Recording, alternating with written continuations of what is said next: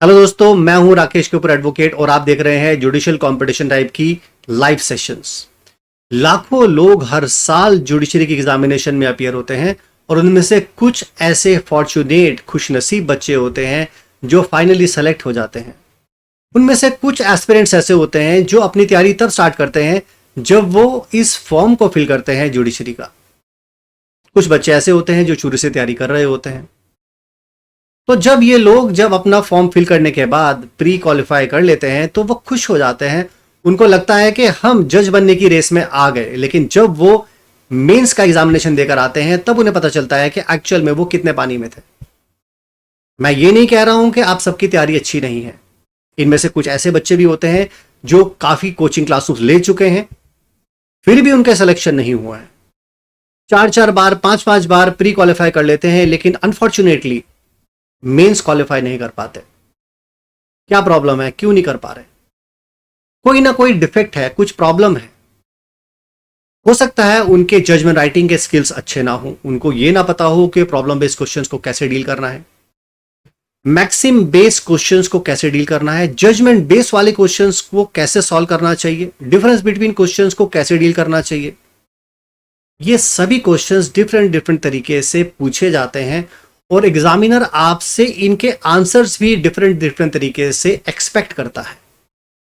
इस रिलेशन में हम लोगों की लाइव सेशंस हैं जो कि स्पेशली मेंस के एग्जामिनेशन को लेकर डिजाइन की गई हैं। इसमें डेली टेस्ट होते हैं, डेली हम लोग टेस्ट लेते हैं और आपकी कॉपीज को पर्सनली इवैल्यूएट भी करते हैं, चेक करते हैं कि आपके आंसर्स में कहां पर डिफेक्ट है और वो डिफेक्ट आपको एक्सप्लेन करते हैं ताकि नेक्स्ट आंसर्स में वो गलतियां आप न करो। हो सकता है ये गलती आप 1 बार 2 बार 3 बार 4 बार 5 बार 10 बार 20 बार 50 बार आप कितनी बार करोगे यार? जब रोज ही आप टेस्ट दे रहे हो तो फाइनली आप इतने शार्पेंड हो जाओगे कि आप जुडिशरी के किसी भी एग्जामिनेशन को इजीली क्वालिफाई कर लोगे। तो इसके रिलेशन में हमारा वेबसाइट है judicialcompetitiontimes.in। उस पर आप मेंस क्रैश कोर्स को चूज करके आप एनरोल कर सकते हो और आप इस सब्सक्रिप्शन को लेकर अपने स्किल्स को डेवलप कर सकते हो। इस रिलेशन में हमारी ऑनलाइन कोचिंग क्लासेस भी हैं जो कि हायर जुडिशरी और लोअर जुडिशरी दोनों के लिए है। इससे पहले मैं आगे प्रोसीड करूं, आप मेरा यूट्यूब चैनल जो कि राकेश कपूर के चैनल से है, राकेश कपूर चैनल के नाम से है, उसको आप सब्सक्राइब कर सकते हैं। अगर आप सर्च करेंगे तो जुडिशियल कॉम्पिटिशन टाइम के नाम से भी ये चैनल आ जाएगा, आप मेरी वीडियोस को देख पाओगे। नोटिफिकेशन बेल को जरूर क्लिक कर लीजिए, सब्सक्राइब कर लीजिए ताकि मेरे वीडियोस आपको समय समय पर मिल दें, ताकि जितने भी इंपॉर्टेंट वीडियोस जो कि जुडिशरी के एग्जामिनेशन से रिलेटेड हैं वो आपको मिलते रहें। तो चलो ठीक है, आज हम आगे समय और खराब नहीं करते और आज के टॉपिक के बारे में वापस आते हैं। आज का टॉपिक है जजमेंट राइटिंग के स्किल्स के बारे में। जजमेंट राइटिंग के स्किल्स को हम लोग स्टडी करेंगे, समझेंगे कि जजमेंट राइटिंग कैसे किया जाना चाहिए। आमतौर पर आप लोग ये सोचते हो कि जजमेंट राइटिंग के जैसे कि एकेडमिकली आप लोगों को पढ़ाया जाता है, आपके प्रोफेसर्स एकेडमिकली एलएलबी के पैटर्न के हिसाब से आपको समझाते हैं कि इसमें 4 स्टेजेस होती हैं: brief facts of the case, point to be determination या पॉइंट्स ऑफ डिटर्मिनेशन और डिटर्मिनेशन और देन कंक्लूजन। ये 4 स्टेप्स आपके होते हैं जो कि आपको यूजुअली सबको पता ही है। लेकिन इनमें से जो 2 पोर्शन है जो कि पॉइंट्स टू बी डिटरमिन्ड और इन पॉइंट्स का डिटर्मिनेशन कैसे किया जाना चाहिए, यही असल एडवोकेसी या जजमेंट राइटिंग का स्किल है जो कि आपको सीखना है, जो कि एकेडमिकली आपको यूजुअली लोग समझा नहीं पाते।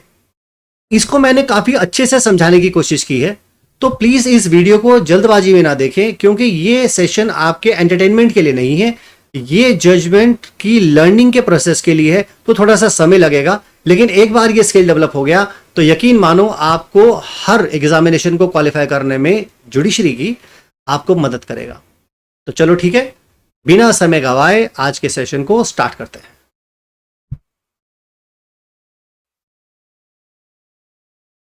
तो चलिए बिना देरी किए स्टार्ट करते हैं आज के सेशन के साथ और देखते हैं कि जजमेंट राइटिंग में हमारे पास ऐसा क्या है जो हमको ध्यान से गो थ्रू करने का रिक्वायरमेंट है और ऐसे क्या क्या स्किल्स हैं जो हमको डेवलप करने का रिक्वायरमेंट है। तो सबसे पहले तो हमको ये चेक करना होता है कि हमारे पास जजमेंट में कितने पार्ट्स हैं। क्योंकि अगर हमें पार्ट्स पता चलेंगे तभी हम उन्हीं हेडिंग्स में, उन पार्ट्स में अपनी डिफरेंट डिफरेंट एनालॉजीज को पुटअप कर पाएंगे। तो सबसे पहला जो पार्ट हमारे पास है वो है brief facts of the case. सबसे पहले हमको जो क्वेश्चन दिया होता है उसमें जो फैक्ट्स मेंशन किए होते हैं उनको ब्रीफली समरी के फॉर्म में सबसे पहले वाली हेडिंग में लिख देना रहता है। सेकेंड पॉइंट है हमारे पास इश्यू या पॉइंट्स ऑफ डिटर्मिनेशन, यानी कि आपके सामने, कोर्ट के सामने ऐसे क्या इश्यूज हैं, ऐसे कौन से पॉइंट्स हैं जो आपको डिटरमिन करने रहते हैं, वो हम यहां पर लिखते हैं। वो हमको फैक्ट्स से पता चलता है, क्वेश्चन से पता चलता है कि हमें इस केस में क्या क्या चीजें डिसाइड करनी है, वो हमको सेकेंड वाले पार्ट में लिखना रहता है। इसके बाद आता है हमारे पास तीसरा पार्ट, वो है डिटर्मिनेशन ऑफ दीज फैक्ट्स या इश्यूज, यानी जो चीजें आपने पॉइंट नंबर 2 में मेंशन किया था कि ये हमको डिसाइड करनी है, पॉइंट्स या इश्यूज डिसाइड करने हैं, यहां पर हम उनका डिटर्मिनेशन करते हैं, उनका हम एनालिसिस करते हैं। हम देखते हैं यहां पर कि हमारे फैक्ट्स हमारे लॉ के साथ, हमारे जजमेंट्स के साथ लॉजिकली मैच होते हैं कि नहीं होते हैं, या जो एविडेंसेस मेंशन की गई हैं आपके क्वेश्चन में वो लीगली एडमिसिबल या रिलेवेंट एविडेंसेस हैं भी या नहीं, उनको हम यहां पर कंसिडर करते हैं, क्योंकि वही हमारा एक्विटल या जजमेंट का बेसिस बनता है। और लास्ट पोर्शन जो हमको जजमेंट में मेंशन करना रहता है वो है कंक्लूजन। तो क्या इतनी बात समझने से हमें जजमेंट राइटिंग आ जाएगी? आमतौर पर आपको प्रोफेसर्स इतनी ही बात बताते हैं, एकेडमिकली इतनी ही बात समझाई जाती है और स्टूडेंट्स को लगता है कि हमको जजमेंट राइटिंग आ गया। इससे थोड़ा सा एक स्टेप और आगे बढ़ जाते हैं और एक परफॉर्मा भी सिखा देते हैं कि ऊपर in the court of ADJ ऐसे करके एसटी नंबर इतना, स्टेट वर्सेस अक्यूज, ये परफॉर्मा भी दिखा देते हैं और वो भी आप लोगों को बता देते हैं और फिर आपसे कहते हैं कि देखिए आपको जजमेंट राइटिंग आ गई, लेकिन एक्चुअल में जजमेंट राइटिंग नहीं है। ये तो सिर्फ उसका एक ओवरव्यू है। स्किल डेवलप करने के लिए हमें क्या एनालॉजीज चाहिए होती हैं, अब वो हम स्टेप बाय स्टेप समझने की कोशिश करेंगे। वीडियो को अगर पूरा देखोगे तो पूरा समझ पाओगे, बीच के छोड़कर जाओगे तो नुकसान आप ही का है। ठीक है जी, चलो जी आगे चलते हैं। अब हमारे पास जो brief facts of the case हैं तो उनमें सबसे पहले आप ये चेक कर लेना कि आपके सामने जो केस आया है वो केस कैसा लग रहा है आपको। क्या ये केस क्रिमिनल केस है या सिविल केस है? अगर वो क्रिमिनल केस है तो आप ये चेक करना कि ये जो पर्टिकुलर क्वेश्चन है ये कौन से सेक्शन या कौन से लॉ से रिलेटेड है। आईपीसी से रिलेटेड है या किसी पर्टिकुलर स्पेशल पीनल लॉ से रिलेटेड है। ठीक है, तो एक फैक्टर। दूसरा, सिविल है तो फिर वहां आप इश्यूज आपको फ्रेम करने रहेंगे, तो वहां पर आप इश्यूज चेक करोगे। यानी क्रिमिनल होगा तो फिर आपको एसेंशियल्स देखने पड़ेंगे, चार्जेस के, सेक्शंस के। और अगर आप इश्यूज देखोगे तो फिर इश्यूज देखोगे सिविल के साइड से कि हमारे पास जमीन के कब्जे के बारे में बात कर रहा है, स्पेसिफिक रिलीफ मांग रहा है, कुछ डैमेजेस मांग रहा है, क्या मांग रहा है, इंजंक्शन मांग रहा है, जो भी मांग रहा है वो अकॉर्डिंगली। अब बेसिकली हम लोग यहां पर डील करने वाले हैं क्रिमिनल वाले केस के बारे में। हमारा जो केस स्टडी है आज का ये क्रिमिनल केस को लेकर है, तो चलिए हम उसी को लेकर आगे बढ़ते हैं। आज का हमारा जो किसी की मैंने आपको बताया कि हमारा केस एक क्रिमिनल केस का है, क्रिमिनल केस से रिलेटेड है। तो सबसे पहले हम यहां पर देख लेते हैं कि हमारे पास पॉइंट ऑफ डिटर्मिनेशन में अगर हमारा क्रिमिनल साइड का होता है तो हमको क्या क्या देखना रहता है। अभी मैं क्वेश्चन डिस्कस नहीं कर रहा हूं, क्वेश्चन अभी आएगा हमारे पास। तो हमारे पास जब कभी भी कोई क्रिमिनल केस आता है जजमेंट राइटिंग के लिए तो हमें डिटर्मिनेशन के अंदर, डिटर्मिनेशन ऑफ वेरियस पॉइंट्स के रिलेशन में, इश्यूज के डिटर्मिनेशन में हमको क्या चीजें चेक करना चाहिए। जब हम एनालिसिस करेंगे, थर्ड वाले पॉइंट के बारे में बात कर रहा हूं, जब हम उनको एनालाइज करेंगे तो हमको क्या क्या चीजें चेक करना चाहिए। भैया एक तो आपको ये देखना चाहिए कि ये जो फैक्ट्स दिए हैं ये क्या है, सबसे पहले तो आप उसको केयरफुली पढ़ लो। दूसरा, ये कौन से लॉ या कौन से सेक्शन से रिलेटेड है ये आप चेक कर लो। उसके बाद चेक करो कि क्या ये किसी जजमेंट से रिलेटेड फैक्ट्स तो नहीं है, क्या आपका जो क्वेश्चन दिया है ये किसी लैंडमार्क जजमेंट से रिलेटेड तो नहीं है। अगर जजमेंट रिलेटेड उससे है तो फिर उसके लाइट में ही आप उसे डिसाइड करोगे। इसके अलावा आपको यह देखना पड़ेगा कि जो भी एविडेंसेस के बारे में यहां पर बात की गई है क्या वो एक रिलेवेंट फैक्ट्स हैं और क्या ये रिलेवेंट फैक्ट्स एडमिसिबल भी हैं, क्या उनको ड्यूली प्रॉपर्ली प्रूव किया गया है इन फैक्ट्स के हिसाब से, क्या जो डॉक्यूमेंट्स के बारे में बात की गई है आपके क्वेश्चन में वो ड्यूली प्रूव्ड है एज पर लॉ, ये भी आपको चेक करना पड़ेगा। इसके अलावा आपको ये देखना पड़ेगा कि जिन विटनेसेस के बारे में बात की गई है आपके क्वेश्चन में, क्या वो ट्रस्टवर्दी विटनेसेस थे, क्या उन विटनेसेस की टेस्टिमनी क्या मटेरियल के साथ या बाकी विटनेसेस के साथ कोरोबरेट हो रही थी, नहीं हो रही थी, क्या जो भी प्रोसिक्यूशन का एविडेंसेस था वो एक्यूज पर्सन को एज पर सेक्शन 313 उसको पुट कर दिया गया था कि नहीं कर दिया गया था। ये सारी चीजें क्रिमिनल केसेस के जजमेंट्स में आपको अपने दिमाग में बिठाकर रखनी पड़ती है, ये बारी बात ध्यान समझ लेना। ठीक है, आगे बढ़ते हैं। इसके अलावा क्या हमारे पास जो केस है क्या वो एक सर्कमस्टेंशियल एविडेंस का केस है, क्या उसकी चेन कंप्लीट है, और क्या हमारा ये केस जो पर्टिकुलर हमारे सामने है ये कौन कौन से सेक्शन और कौन कौन से जजमेंट से रिलेटेड है। ये सारी चीजें हम लोगों को शुरू में ही जब हम फैक्ट्स पढ़ रहे होते हैं वहीं पर ही बड़े ध्यान से हम लोग को इनको पढ़ लेकर अपने दिमाग में बिठा लेना चाहिए। अगर आप मेमोराइज नहीं कर पा रहे हो, रिटेन नहीं कर पा रहे हो, तो आप जो आपका क्वेश्चन पेपर होता है उसी में एक लाइन लगाकर रफ पे लिख दीजिए उसके ऊपर, और वहीं पर अपने पॉइंट्स नोट कर लीजिए कि आपको कौन कौन से पॉइंट्स आपको ध्यान रखने हैं। कई कई बार हम क्या करते हैं, हम रिकॉल नहीं कर पाते। अगर आप ऐसा नहीं कर रहे हो तो क्वेश्चन पेपर में ही आप ऊपर मार्क कर दो, आप पॉइंट्स बना लो अपने, क्या क्या आपको नोट करना है और आप क्या क्या आपको ध्यान में रखना है जजमेंट राइटिंग में जब आप उन पॉइंट्स को डिस्कस करोगे। ठीक है, चलो आगे बढ़ जाते हैं। इसके अलावा हमें यह भी देखना रहता है क्या फैक्ट्स में कोई ऐसी बात आई है क्वेश्चन में जिसमें एक्यूज पर्सन कोई जनरल एक्सेप्शन को क्लेम कर रहा हो, और क्या उसने अपने डिफेंस में वो जनरल एक्सेप्शन को प्रूव किया है। क्योंकि खाली जनरल एक्सेप्शन ले लेना काफी नहीं है। हमारा 105 ऑफ एविडेंस एक्ट ये भी कहता है कि अगर आप कोई जनरल एक्सेप्शन क्लेम कर रहे हो तो ओनस आपके ऊपर है, आप प्रूव करोगे कि मैंने ये जनरल एक्सेप्शन क्लेम किया है और ये ड्यूली प्रूव्ड है अकॉर्डिंग टू मी, वो आपको साबित भी करना रहता है। इसके अलावा अगर आप कोई एलिबाई ले रहे हो तो क्या आपने एलिबाई प्रूव भी की है अपने डिफेंस में। 313 के बाद आपको अपॉर्चुनिटी दी जाती है कि आप अपना डिफेंस में दो, तो अपने जनरल एक्सेप्शंस को, एग्जम्पशंस को, एक्सेप्शंस को, एलिबाई को, या जो भी आप प्ली लेना चाहते हो उसको आपने प्रॉपर्ली ड्यूली प्रूव्ड किया है या नहीं किया। ये आप फैक्ट्स के में जो भी क्वेश्चन दिया है उसमें आप चेक कर लेना। चलो ठीक है, अब आपने ब्रीफ फैक्ट्स आपको समझ में आ गया, पॉइंट्स ऑफ डिटर्मिनेशन या issue which need to be determined वो भी आपको समझ में आ गया।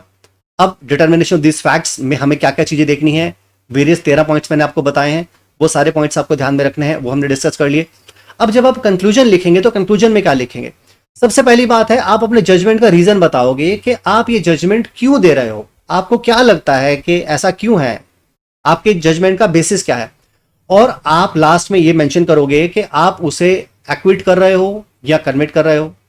अगर वो पर्सन बेल पर रहा है और आप एक्विट कर रहे हो तो आप उसकी जो भी श्योरिटी थी वो डिस्चार्ज कर दोगे, कैंसिल कर दोगे और उसे लिबर्टी पर छोड़ दोगे, उसे सेट एट लिबर्टी छोड़ दोगे, उसे बरी कर दोगे, आप उसे आजाद कर दोगे। अगर आप कन्विट कर रहे हो तो आप उसे कस्टडी में ले लोगे और फिर आप एक वारंट के तहत उसे जेल में भेजोगे। तो ये कुछ चीजें आपको जजमेंट में मेंशन करनी रहती हैं। ठीक है, चलो अब आगे करते हैं। अब क्वेश्चन ये है, एक बड़ा इंपॉर्टेंट एस्पेक्ट जो आपके सामने यूजुअली आता है वो ये कि क्या उन्होंने क्वेश्चन में सेंटेंस पास करने के बारे में आपसे कुछ बोला है या नहीं बोला। अगर उन्होंने सेंटेंस पास करने के बारे में कोई बात नहीं की तो आप अपने आप से सेंटेंस पास मत करना, क्योंकि सेंटेंस पास करने के लिए हमें अलग से एक ऑर्डर लिखना पड़ता है। ठीक है, अगर आप लिखना चाहते हो लिख लो, लेकिन जजमेंट के अंदर सेंटेंस के बारे में मत लिखना, क्योंकि जजमेंट में कभी भी हम ये नहीं लिखते कि हमने उसे कितने समय की सजा दी है, कितनी सजा दी है, 10 साल की दी है, 5 साल की दी है, 3 साल की दी है, लाइफ दिया है, डेथ दिया है, ये जजमेंट के अंदर नहीं लिखते। इसका हम अलग से ऑर्डर ऑफ सेंटेंस डिफरेंट पास करते हैं, उस पर हम एक्यूज पर्सन से पूछते भी हैं, उससे आर्गुमेंट भी करवाते हैं, पूछते हैं कि बताइए सेंटेंस पर आप क्या कहना चाहते हैं, प्रोसिक्यूशन सेंटेंस पर क्या करना चाहते हैं, क्या कहना चाहता है। तो अगर उन्होंने अलग से आपको कुछ बोला है सेंटेंस पास करने के लिए तो फिर आप एक सेपरेट एक सेटर ऑफ आपका ऑर्डर ऑफ सेंटेंस आप पास कीजिए। अगर नहीं कहा तो मैंडेटरी नहीं है, लेकिन फिर भी अगर आपके पास समय है, आप लिखना चाहते हैं तो जजमेंट में नहीं लिखोगे, अलग से एक ऑर्डर ऑफ सेंटेंस आप अलग से पास करोगे। ठीक है, ये चीज बड़ी ध्यान रखनी है आपको, क्योंकि इस पॉइंट पर ही कई बार आपके क्वेश्चंस गलत हो जाते हैं। चलो अभी आगे बढ़ते हैं।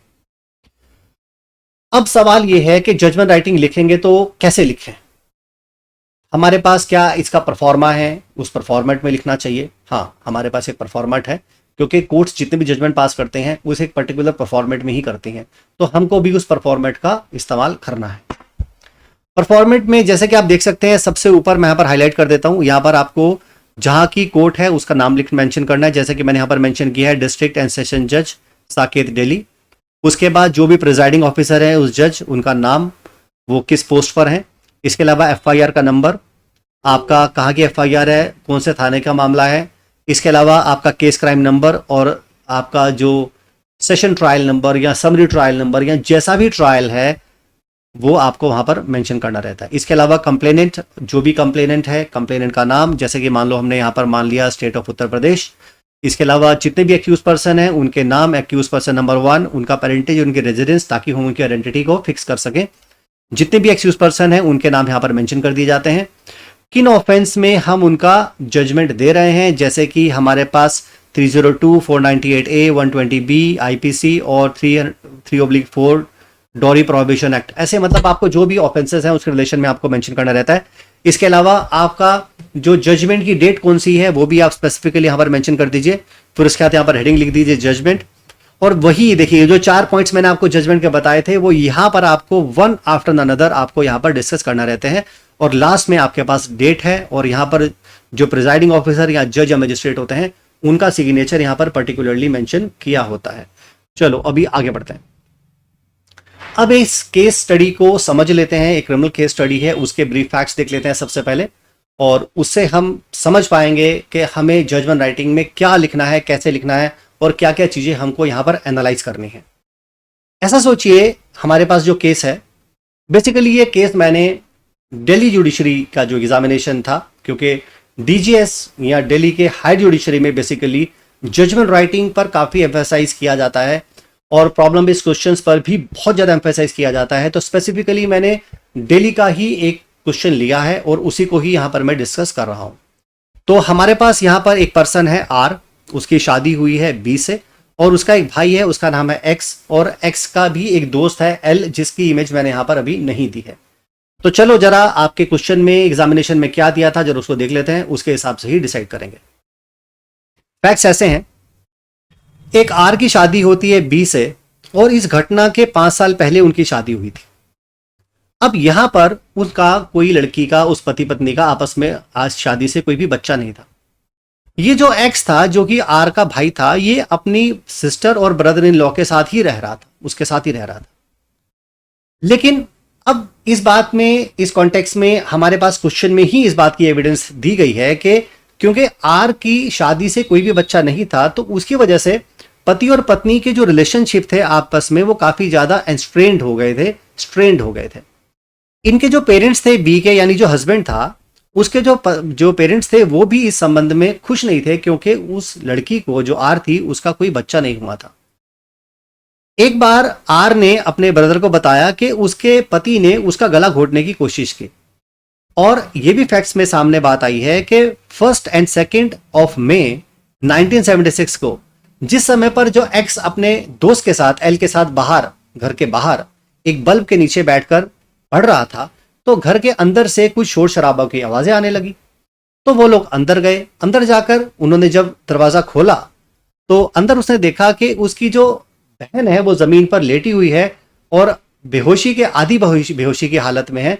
तो जब उसको उठाया, डुलाया, उससे पूछा, उसने कहा कि उसके पति ने उसको 3 गोलियां दवाई के रूप में उसको खिला दी हैं, इस प्रेटेक्स्ट पे, ये कहते हुए कि इसे खाने से वो प्रेग्नेंट हो जाएगी।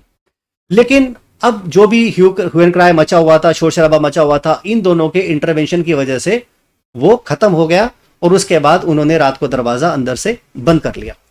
अगले दिन सुबह 2 जुलाई 1976 को जब दरवाजा खोला, वो लोग अंदर गए और अंदर जाकर उसके भाई ने देखा, अरे उसकी जो बहन है वो पंखे के ऊपर फांसी लगाकर ऐसे लटकी हुई है और उसका जो रस्सी का एक हिस्सा जो है वो दीवार पर एक कील के साथ बंधा हुआ है। अब ये जो भाई था, जो एक्स था, उसने एफआईआर लॉन्च करने की कोशिश की, लेकिन जो हस्बैंड था बी और उसके जो फादर थे, उन्होंने इस एफआईआर को लेने से, लॉन्च करवाने से मना कर दिया। उन्होंने कहा कि हमने ऑलरेडी विलेज का जो वॉचमैन था उसको इस संबंध में सूचना दे दी है, इंफॉर्मेशन दे दी है कि वो, उसकी जो वाइफ थी, उसने सुसाइड कर लिया है और वो सुसाइड करके मर गई है। इस संबंध में सूचना उन्होंने दे दी है। इसके बाद क्या हुआ, बॉडी पोस्टमार्टम के लिए गई, पोस्टमार्टम हुआ। पोस्टमार्टम में जो डिजीज थी उसका जो चेहरा था वो ब्लोटेड था और नाक से खून आ रहा था, और उसके शरीर पर कुछ मृत्यु से पहले आई हुई कुछ चोटें थी जिसको हम एंटीमोर्टम इंजुरीज बोलते हैं पोस्टमार्टम की लैंग्वेज में। उसके बॉडी पर कुछ एंटीमोर्टम इंजुरीज थी। अब ये क्या क्या एंटीमोर्टम इंजुरीज थी जरा उनको भी देख लेते हैं, क्योंकि मेडिकल एविडेंस के लिए बहुत ज्यादा जरूरी है और इसको समझना भी जरूरी है। अब ये क्या एंटीमोर्टम इंजुरीज है। सबसे पहली इंजरी अगर आप यहां देखोगे तो एक लिगेचर मार्क है जो कि उसके थायराइड कार्टिलेज पर है। कार्टिलेज हमारा यहां पर होता है, ये कार्टिलेज वाला हिस्सा होता है, थायराइड वाला हिस्सा होता है। तो यहां पर अगर हम प्रेस कर देंगे जोर से दबाकर तो वो टूट सकती है, और हैंगिंग से भी टूटती है, यानी फोर्स लगाने से ये कार्टिलेज फ्रैक्चर हो सकती है। The mark of not on the right side 1.5 into 1 with contusion of tissue underneath and fracture of thyroid cartilage। उन्होंने कहा एक नॉट बंधी हुई थी और जो रस्से की नॉट बंधी थी वो राइट साइड की तरफ थी और टिश्यूज पर कंट्यूजन था, थायराइड कार्टिलेज का फ्रैक्चर हुआ था। इंजरी नंबर 2 में उन्होंने कहा अब्रेडेड कंट्यूजन है 6 into 4 on the front side of the chest with the fracture of the second and there was the ribs and laceration of the right lung। तो यहां पर उनका कहना है कि एक अब्रेडेड कंट्यूजन था चेस्ट पर, उसकी जो सेकंड रिब थी वो फ्रैक्चर हो रही थी और उसकी वजह से उसका जो राइट लंग था वो भी लेसरेट हो रहा था, क्योंकि वो जो बोन थी वो अंदर तक चली गई थी जिसकी वजह से लेसरेशन कॉज हो रहा था। अब नेक्स्ट देखिए आप इंजरी नंबर 3 पर, यहां पर भी एक अब्रेडेड कंट्यूजन है 6 into 4 on the front side of the chest with fracture of the second, third and fourth rib। अब यहां पर जो इनकी जो लेफ्ट वाला साइड थी, लेफ्ट वाली साइड, उसकी जो सेकेंड, थर्ड और फोर्थ रिब थी उनका भी फ्रैक्चर हुआ था और वो भी अंदर धसी हुई थी जिसकी वजह से लंग के अंदर लेसरेशन हुआ था। इसके अलावा एक फोर्थ इंजरी और थी, उसके जो हाथ का जो नकल होता है बैक साइड, वहां पर एब्रेडेड कंट्यूजन था, थोड़ा छिला हुआ था और कंट्यूजन था। तो ये तो थी मेडिकल एविडेंसेस जो इंजरीज के फॉर्म में थी। और वो डॉक्टर जिसने इसका पोस्टमार्टम किया था उसने कहा था कि उसके हिसाब से जो डेथ का जो कारण है वो शॉक और हैमरेज है और एस्फिक्सिया की वजह से जो इंजरीज थी उसकी वजह से उसकी मृत्यु हुई है। एस्फिक्सिया की वजह से उसकी मृत्यु हुई, यानी शॉक, हैमरेज और एस्फिक्सिया की वजह से उसकी मृत्यु हुई है। अब ये जो बी था और जो एम था उसका फादर और जो उसकी मदर थी, इनको उन्होंने चार्ज किया मर्डर के लिए। उन्होंने गिल्टी प्ली किया, उन्होंने कहा कि नहीं, हम गिल्टी नहीं है, हमने ऑफेंस कमिट नहीं किया है और ये ऑफेंस हमने, मर्डर कमिट हमने नहीं किया। अब आपको क्या करना है, आपको इसमें एक रीजन जजमेंट देना है और आपको अगर कन्विक्शन करते हो तो आपको यहां पर बताना है कि आप इस संबंध में लाइफ इंप्रिजनमेंट दोगे या डेथ पेनल्टी दोगे, ये आपको डिसाइड करना है। अब ये क्वेश्चन आपका डीजीएस के 1989 में आया। आप सोच रहे होंगे कि सर आपने इतना पुराना क्वेश्चन पेपर में से क्यों लिया। एक्चुअल में मैं कोई ऐसा केस लॉ देखना चाहता था, कोई ऐसा पर्टिकुलर केस देखना चाहता था जिसके अंदर हमारे पास मेडिकल एविडेंसेस भी हों और वो केस सर्कमस्टेंशियल एविडेंसेस का हो, क्योंकि सर्कमस्टेंशियल एविडेंसेस में सारा ऑनस प्रोसिक्यूशन के ऊपर आता है। वैसे तो अदरवाइज भी उसी के ऊपर ही होता है, लेकिन हमारे पास यहाँ पर कोई आई विटनेस अकाउंट नहीं होता जो पर्टिकुलरली ये बोल रहा हो कि मैंने अपनी आंखों से देखा है। तो इस तरह को डील करने में जो हम एविडेंस को अप्रिशिएट करते हैं थोड़ी सी डिफिकल्टी आती है। तो यू एज अ कोर्ट हम क्या क्या बातें ध्यान में रखेंगे उसको डिसाइड करने के लिए, इस रीजन की वजह से ही मैंने ये क्वेश्चन आपके केस स्टडी के पर्पज के लिए, एक्सप्लेनेशन के लिए यहां पर इस्तेमाल किया। तो चलो आगे बढ़ते हैं। अब इस जजमेंट को अगर हमें राइट करना है, हमें इसे एनालाइज करना है तो कैसे करेंगे सब। तो ठीक है, अब ये जो परफॉर्मेट है हमारे पास, जजमेंट राइटिंग से पहले हम लोगों को परफॉर्मेट देख लेना चाहिए कि हमको उस परफॉर्मेट में क्या लिखना है। मतलब जो भी जजमेंट लिखेंगे तो हम लिखेंगे ना, कोर्ट का नाम लिखेंगे, सब चीजें लिखेंगे, डिस्क्रिप्शन लिखेंगे, तो उसमें क्या क्या चीजें आना चाहिए वो हमको ध्यान रखना चाहिए। सबसे पहली बात है हमें कहाँ की कोर्ट है उसका एड्रेस, यानी कि जैसे कि in the court of district session जज साकेत दिल्ली। फिर उसके बाद हमारे प्रिजाइडिंग ऑफिसर जो भी हैं उनका नाम, उनकी पोस्ट, उसके अलावा एफआईआर नंबर हमारे पास आ गया। उसके अलावा हमारे पास कौन सी डेट की है मामला, एफआईआर कब की है, कौन से थाने का मामला है, आपका केस क्राइम नंबर आ गया हमारे पास। उसके अलावा हमारे पास सेशन ट्रायल नंबर भी आ गया। उसके बाद कंप्लेनेंट, जैसे कि इस केस में state of and city of Delhi versus, हमारे पास 3 एक्यूज पर्सन थे, आर, उसके फादर, उसकी मदर जैसे कि देखो यहाँ पर एक्यूज, को एक्यूज और को एक्यूज मदर और फादर, ये दोनों, इनके पेरेंटेज और इनका रेजिडेंस सब यहाँ पर आ जाएगा। और कौन कौन से जजमेंट्स जो जो आप जजमेंट दे रहे हो, आप कौन से सेक्शन में दे रहे हो, इसके रिलेशन में आपकी बात आ जाएगी। और आपका जजमेंट का डेट क्या है वो भी आपका यहाँ पर पर्टिकुलरली आ जाएगा। और फिर यहाँ पर आपको मेंशन करना है कि आप जजमेंट जो लिख रहे हो वो जजमेंट यहाँ पर आ जाएगा। चलो अब हम आगे बढ़ते हैं। अब देखिए, जहां तक brief facts of the case का था, ब्रीफ फैक्ट्स ऑलरेडी मैं आपको एक्सप्लेन कर चुका हूं, तो आपको समरी में बिल्कुल शॉर्ट करके उसको यहां पर मेंशन कर लेना है। ये पहला आपका जो हेडिंग है, brief fact of the prosecution case, यहां पर आप मेंशन कर लीजिएगा। मैंने यहां पर ऑलरेडी लिख रखा है तो मैं इसको रीड आउट नहीं कर रहा हूं, क्योंकि फैक्ट्स मैं ऑलरेडी आपको एक्सप्लेन कर चुका हूं। तो ये भी फैक्ट्स हैं हमारे पास, ये भी फैक्ट्स हैं, ये भी फैक्ट्स हैं, ये सारे फैक्ट्स हैं। अब यहां से असली कहानी स्टार्ट होती है, पॉइंट नंबर 2, जो कि यूजुअली कोई सिखाता नहीं है आपको, और अगर सिखाता भी है तो आधी अधूरी सिखाता है, जिसकी वजह से आप लोग प्रॉपर जजमेंट राइटिंग नहीं कर पाते। ठीक है, तो अब यहां से जो पॉइंट मैं सिखा रहा हूं ना, इनको आप बहुत ध्यान से सीखना, चाहे बार बार इस वीडियो को रिपीट भी कर लेना सीखने के लिए, क्योंकि पूरी जिंदगी काम आने वाली है। जज बन गए तो भी, एडवोकेट बने तो भी, आपको चाहिए ही चाहिए, इसके बगैर आपका गुजारा है ही नहीं। तो चलो जरा जल्दी से देख लेते हैं हमारे पास पॉइंट ऑफ डिटर्मिनेशन में क्या क्या चीजें हमको डिसाइड करनी है, क्या क्या इश्यूज हम लोग को डिसाइड करने हैं।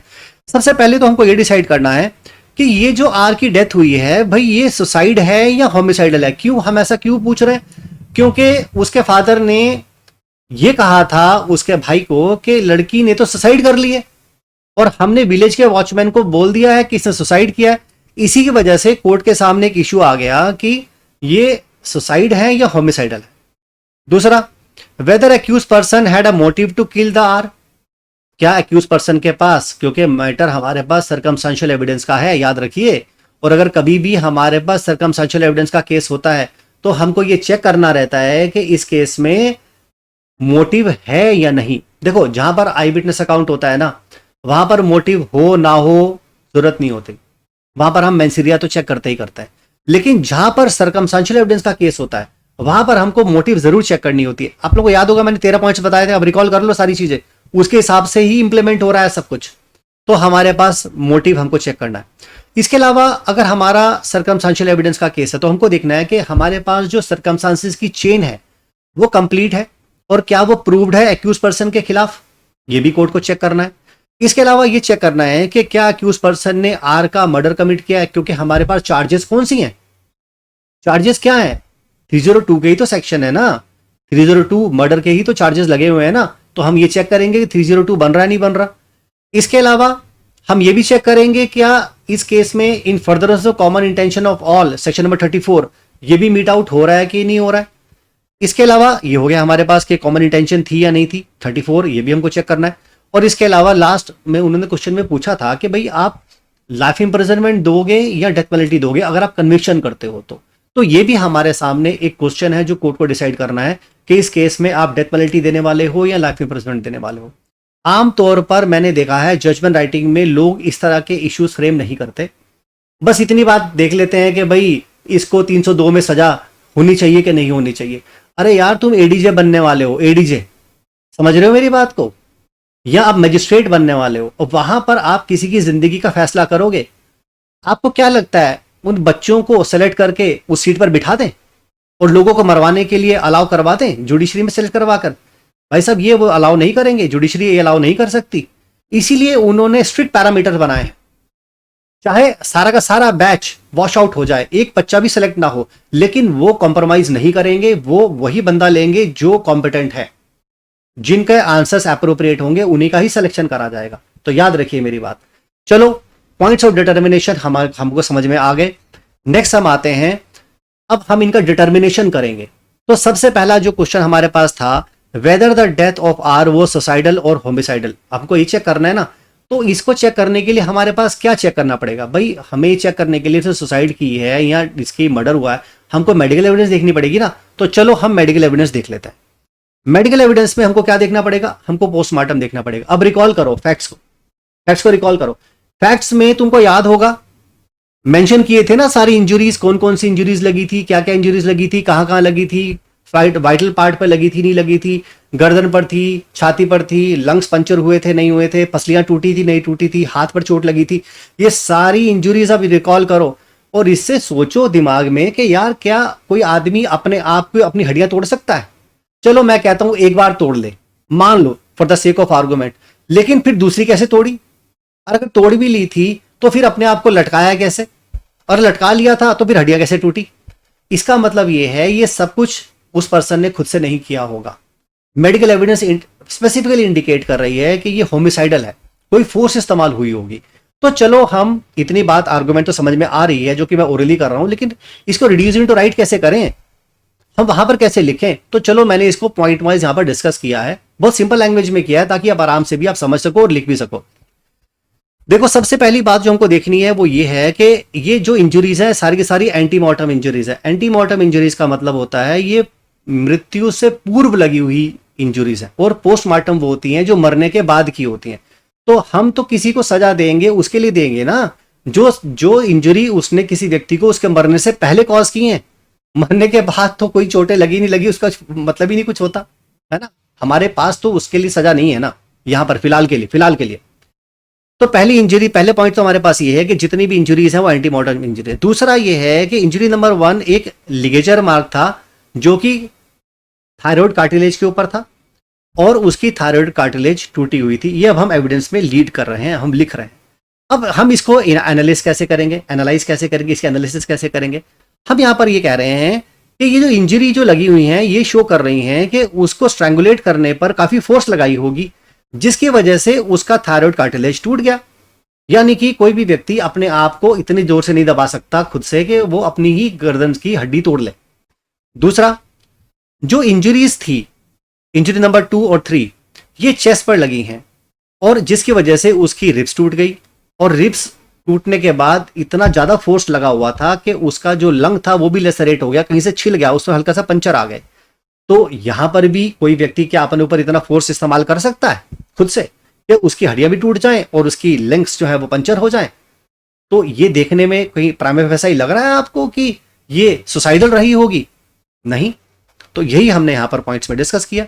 आगे इंजरी नंबर 1 ये भी इंडिकेट करती है कि उसके ऊपर एक लिगेचर मार्क है। लिगेचर मार्क हमेशा यू कलर का, यू शेप का बनता है ऐसे करके।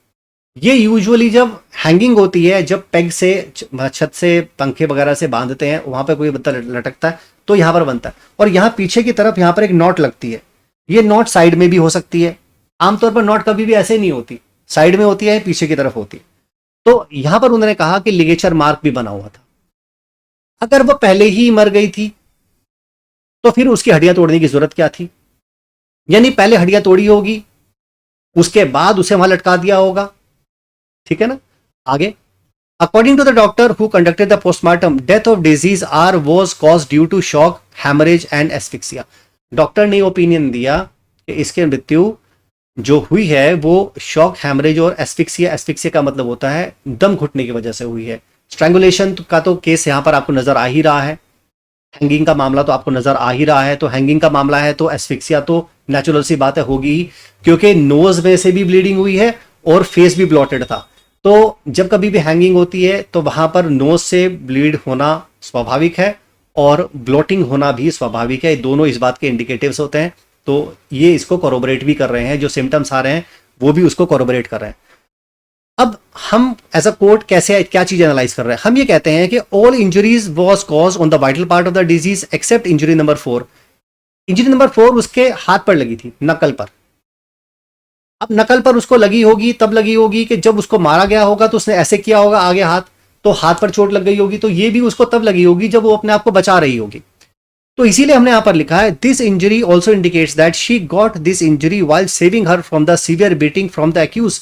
जब वो लड़की अपने आप को सीवियर बीटिंग से बचा रही होगी तो अब उसको ये लग रहा होगा। यानी कि हमारे पास एक लॉ में एक सेइंग है, a man may tell a lie but not the circumstances. इंसान झूठ बोल सकता है लेकिन परिस्थितियां झूठ नहीं बोलती।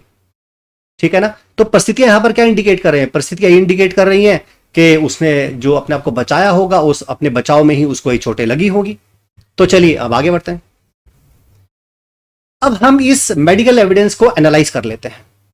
Now the analysis of medical evidence clearly shows that the death or disease was not suicidal, but it was homicidal. Injuries found on the body of the deceased clearly indicate that she was subjected to severe beating, due to which she got all aforementioned antemortem injuries. उसकी death homicidal है, suicidal नहीं है. उसको इतनी forcible injuries cause की गई थी जिसकी वजह से उसको इस तरह की चोटें आई जिसमें हड्डियां टूटी और सब कुछ हुआ. In order to remove the evidence and in order to remove the evidences and to show it to be the suicide case, उन्होंने क्या किया, एविडेंस को डिस्ट्रॉय करने के लिए उसे टांग दिया. ये दिखाया कि भाई ये तो एक सुसाइड केस है. The nature of injuries clearly shows that the accused person had an intention to murder deceased, and injury number 1 and 2 were sufficient in ordinary cause to death, cause the death. अब यहां पर जो nature of injuries है, हम murder में क्या देखते हैं, मर्डर के केसेस में क्या देखते हैं बताओ, ये तो देखते हैं ना कि injuries in ordinary course of nature death cause कर सकती थी, नहीं कर सकती थी. हम ये भी देखते हैं क्या इंजरीज ऐसे पार्ट पर लगी हैं, क्या इतनी इमीडिएटली डेंजरस हैं कि किसी एक्यूज पर्सन की डेथ कॉज कर सकती थी, उस डिजीज की डेथ कॉज कर सकती थी. क्या एक्यूज पर्सन की इंटेंशन थी या उसको नॉलेज थी ऐसी इंजरीज को कॉज करने की. अब यहां पर क्या इंडिकेट हो रहा है, ये जो इंजरीज इस तरह की आ रखी हैं, क्या उस पर्सन को नॉलेज नहीं है, क्या उस पर्सन की इंडिकेशन इसके इंटेंशन को इंडिकेट नहीं करती है. आगे बढ़िए. Injury number 1 is so eminently dangerous that it will cause death. अब जब स्ट्रैंगुलेशन हुआ होगा या हैंगिंग हुई होगी, उन दोनों केसेस में ही वो इतनी डेंजरस इंजरी है कि उस पर्सन की डेथ ही हो जाएगी. जब आपने उसको लटका दिया पेग से, तो क्या वो जिंदा बची होगी, सवाल ही पैदा नहीं होता. So here it could be safely concluded that injuries were of homicidal nature and these are not of the suicidal nature. यानी कि ये suicidal nature के नहीं है, ये homicidal nature की है. तो पहली बात तो इशू हमने ये डिसाइड कर लिया. आगे बढ़ते हैं. दूसरा था हमारे पास कि एक्यूज पर्सन के पास मोटिव था ये मर्डर कमिट करने का. अब मोटिव को चेक करने के लिए हम लोगों को पास्ट और सब्सिक्वेंट कंडक्ट को देखना होता है. Section number 8 of evidence act है ना, जिसमें हम मोटिव को चेक करते हैं. तो मोटिव के रिलेशन में हमारे पास क्या सेट ऑफ फैक्ट्स हैं जो हमें केस में दिए हुए हैं. यहां पर वो कहते हैं it is already established by the prosecution that accused person and his family members that is a mother and father were not happy because despite of 5 years had elapsed R did not got any child out of marriage. वो कहते हैं prosecution already establish कर चुका है, जज already ये कह रहा है कि 5 साल बीत गए, कोई बच्चा नहीं हुआ, पति भी खुश नहीं, मां भी खुश नहीं, फादर भी खुश नहीं, और दूसरी शादी करना चाहते हैं उसकी. ये तो मकसद है ना. खुश क्यों नहीं है, खुश नहीं तो क्या करने वाले, क्यों मार रहे हो, अरे भाई दूसरी शादी करना चाहते हो इसलिए तो कर रहे हो. Are also told her brother that on 1st of May 1976 her husband try to throttle her. हालांकि अब उसका प्रीवियस कंडक्ट देखो, पति ने पहले भी एक बार घटना हो चुकी है जिसमें उसने अपनी पत्नी का गला दबाने की कोशिश की थी, और यह बात उसकी बहन ने अपने भाई को, एक्स को बता दी थी. पत्नी ने अपने भाई को बता दी थी कि इसने, मेरे पति ने मेरा गला दबाने की कोशिश की, ये इसका पास्ट कंडक्ट हो गया. अब ये जो इंटरवेंडिंग नाइट थी 1st और 2nd of May की, इसमें क्या हुआ, भाई बाहर पढ़ रहा था, अंदर से लड़ने वड़ने की आवाजें आने लगी. अंदर गए तो अंदर जाकर देखा कि लड़की तो जमीन पे लेटी हुई है और वो जबरदस्ती उसे गोलियां खिला रहा था. तो ये उसका पास कंडक्ट हो गया. भाई आप क्यों गोलियां खिला रहे हो जबरदस्ती, और क्या खिला रहे हो ये भी नहीं पता. ऐसी कोई गोलियां होती हैं जिससे कोई प्रेग्नेंट हो जाता है. अगर गोलियां खिला खिला के लोग प्रेग्नेंट होते हैं तो आप बेटर समझ सकते हो, मैं इसमें कोई कमेंट नहीं करना चाहता, है ना. तो ये उसका पास कंडक्ट शो कर रहा है क्लियरली. चलिए आगे बढ़ते हैं. अब क्या हुआ कि जब डेथ हो गई लड़की की, उन्होंने कोई भी इंफॉर्मेशन पुलिस को नहीं दी, ना पति ने, ना फादर ने, ना मदर ने. और जब एक्स ने यह कहा कि हम पुलिस को FIR करवा देते हैं, उन्होंने ये कहा कि हमने तो सुसाइड के रिलेशन में, पति ने और फादर ने ये कहा कि हमने इसके रिलेशन में ऑलरेडी इंफॉर्मेशन जो है विलेज के चौकीदार को दे दी है और वो सुसाइड को दर्ज करवा लेगा. अब ये उनका सब्सिक्वेंट कंडक्ट है. यहां पर कहीं पर भी वो क्लीन हैंड से एक्यूज पर्सन आते हुए नजर नहीं आ रहे, कहीं पर भी उनका बोनाफाइड कंडक्ट नजर नहीं आ रहा. अब ये सभी इंडिकेट्स कर रहे हैं, सर्कमस्टेंस इंडिकेट कर रहे हैं हमें कि इनका जो कंडक्ट था वो सही नहीं था, और वो इंडिकेट कर रहा है कि इसका मोटिव था इन दोनों का या इन एक्यूज पर्सन का उस लड़की को मार देने का और उसकी दूसरी शादी करने का. चलिए आगे बढ़ते हैं. अब इस रिलेशन में हमारे पास एक लास्ट सीन थ्योरी है, वो भी बड़ी इंपॉर्टेंट है। लास्ट सीन का मतलब होता है कि एक्यूज पर्सन के पास लास्ट बार विक्टिम को कब देखा गया, डिजीज को कब देखा गया, और उसके बाद किसी और के साथ ना देखा गया हो। उसके बाद घटना होने तक के बीच का जो समय है, उसके बीच में कभी भी किसी व्यक्ति के द्वारा उनको डिजीज को किसी और के साथ ना देखा गया हो। तो ये लास्ट सीन थ्योरी होती।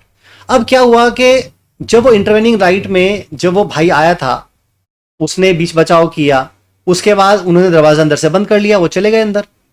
जब दरवाजा अंदर से बंद कर लिया तो उसके बाद तो घर के अंदर कोई नहीं गया। अगले दिन सुबह आप दरवाजा खोल रहे हो और वहां देख रहे हैं कि लड़की का जो लाश जो है वो टंगी हुई है। अब यहां पर लास्ट सीन तो यही इंडिकेट कर रहा है कि दरवाजे में दोनों लोग अंदर, पति पत्नी अंदर गए, पति अंदर ही था। उसके बाद जो डिजीज जो मृतिका थी वो तो किसी के साथ देखी नहीं गई उसके बाद, और एक्यूज पर्सन का भी कोई एविडेंस नहीं है कि मैं उसी समय पर कहीं और चला गया था, ऐसी कोई एलिबाई भी नहीं है ना। तो लास्ट सीन किसके साथ है, डिजीज का एक्यूज पर्सन के साथ। किसके द्वारा देखा गया, भाई के द्वारा देखा गया, और उसके दोस्त के द्वारा देखा गया, एल के द्वारा देखा गया। चलिए आगे। It clearly shows that accused person has bolted the room from inside and both R and her husband was inside and there was no evidence that on intervening night someone else got inside। वो कह रहे हैं, हमने यहां पर ये लिखा है कि ऐसी कोई एविडेंस भी नहीं है कि उस रात को कोई और व्यक्ति अंदर गया। इस बात की भी एविडेंस नहीं है कि एक्यूज पर्सन कमरे में से बाहर निकल कर आ गया हो। अब जो कुछ भी हुआ वो डिजीज के साथ और हस्बैंड के साथ हुआ, तो किसको पता है इसके बारे में, हस्बैंड को। लाश यार कमरे में से मिल रही है, कौन एक्सप्लेन करेगा उसको, है ना। तो लास्ट सीन थ्योरी भी उनके खिलाफ जा रही है। इसके अलावा अगर कमरे में दोनों अंदर गए थे, अब अंदर क्या हुआ क्या नहीं हुआ, कैसे चोटें आई, कैसे मरी, लाश कैसे टंगी, लाश में कैसे तब्दील हुई, कौन बताएगा, आप ही बताओगे। कमरा आपका, दरवाजा किया आपने अंदर बंद, अगले दिन सुबह दरवाजा खुल रहा है तो लाश निकल रही है। ये पूरा स्पेशल सर्कमस्टांस एक्यूज पर्सन के स्पेशल नॉलेज में है, वही इसे एक्सप्लेन करेगा, कोई और एक्सप्लेन नहीं करेगा। चलिए आगे बढ़ते हैं। अब आगे कहते हैं जो हमको देखना है, whether the accused person acted in furtherance of common intention of all, क्योंकि ये सेक्शन हमारा 302 रेड विथ 34 के का है, 302 रेड विथ 34 ऑफ आईपीसी। तो यानी कि यहां पर हमें कॉमन इंटेंशन देखनी है, क्योंकि यहां पर 3 एक्यूज पर्सन हैं।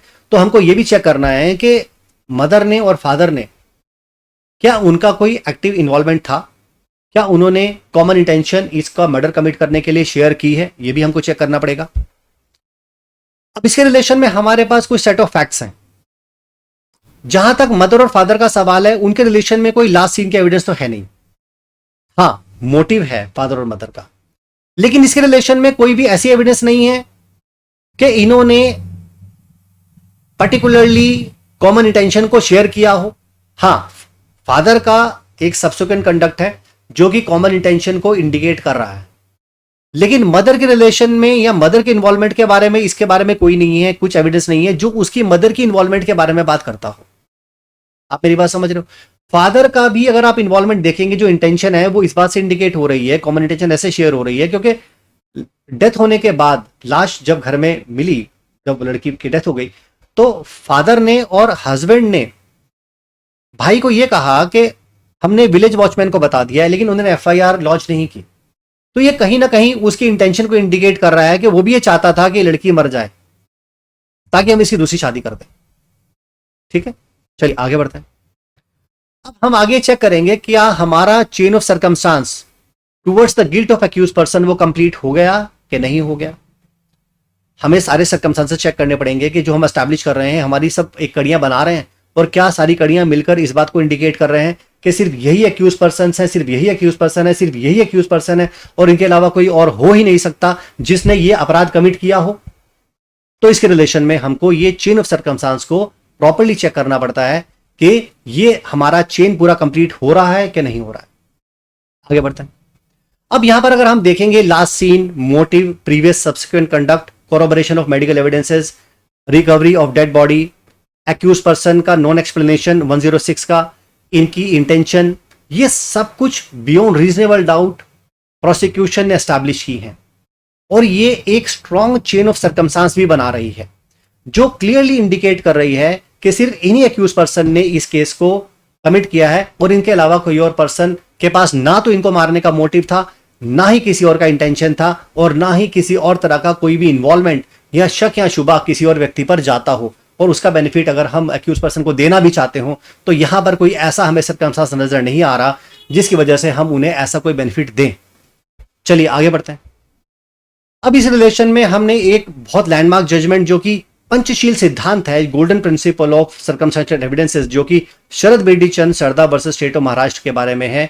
अब यहां पर क्योंकि टाइम का थोड़ा सा लैक है इसलिए मैं इस पूरी जजमेंट को बहुत डिटेल में तो डिस्कस नहीं कर रहा हूं, लेकिन हाँ यहां पर इतना जरूर है कि इस जजमेंट में golden principles of circumstantial evidences को इंडिकेट किया गया है। अगर आप पढ़ना चाहेंगे तो मेरे इसमें जजमेंट में मैं लिंक आपको दे दूंगा, उसमें आप पढ़ लीजिएगा, क्योंकि थोड़ा सा समय का प्रॉब्लम है, वीडियो ज़्यादा लंबा नहीं कर सकते बल्कि आप ही छोड़कर भागोगे उसके अंदर, इसलिए मैंने इसको यहाँ पर डिस्कस नहीं किया है। तो चलिए, ये केस हालांकि प्रोसिक्यूशन के फेवर में जा रहा है इस केस में, तो इसलिए यहाँ पर मैंने मेंशन किया है। तो ये सर्कमस्टेंसेस हमारे पास 5 गोल्डन प्रिंसिपल्स हैं, हमने यहाँ पर मेंशन किया है। और लास्ट हमारे पास जो इशू था वो ये था कि क्या हम इन अक्यूज पर्सन को डेथ पेनल्टी दें। देखिए, इस रिलेशन में हमारे पास एक केस है Bachchan Singh versus state of Punjab, 1980 का मामला है, और इसमें ऑनरेबल सुप्रीम कोर्ट ने कहा कि हम डेथ पेनल्टी सिर्फ rarest of the rare case में दे सकते हैं, और हमारा जो ये केस है ये rarest of the rare case के एम्बिट में नहीं फॉल कर रहा, इसलिए ये केस हमारा डेथ पेनल्टी का तो नहीं है। तो इसका मतलब अगर हम कन्विट करेंगे भी तो मैक्सिमम हम डेथ पेनल्टी तक तो नहीं देंगे, लेकिन हम लाइफ इंप्रिजनमेंट देंगे। तो अब ये देख लेते हैं कि कौन कौन से एक्यूज पर्सन को हमें कन्विट करना है और किस किस को एक्विट करना है, या सभी को कन्विक्टन करना है या सभी को एक्विटल करना है। तो चलिए देख लेते हैं। अब लास्ट में हम कंक्लूजन में क्या लिखेंगे। देखिए, ये जो सबसे पहले हमको देखना होता है, अगर ये केस जजमेंट बेस्ड केस होता है कहीं पर या कोई पर्टिकुलर केस से अडॉप्ट किए होते हैं फैक्ट्स, तो हमको वहां पर मेंशन करना चाहिए कि हमने ये केस कहां से लिया, ये फैक्ट्स हमसे कहां से लिए हुए हैं। तो ये पर्टिकुलर केस जो मैंने डिस्कस किया है ये Virbhan Singh versus state of UP का केस है।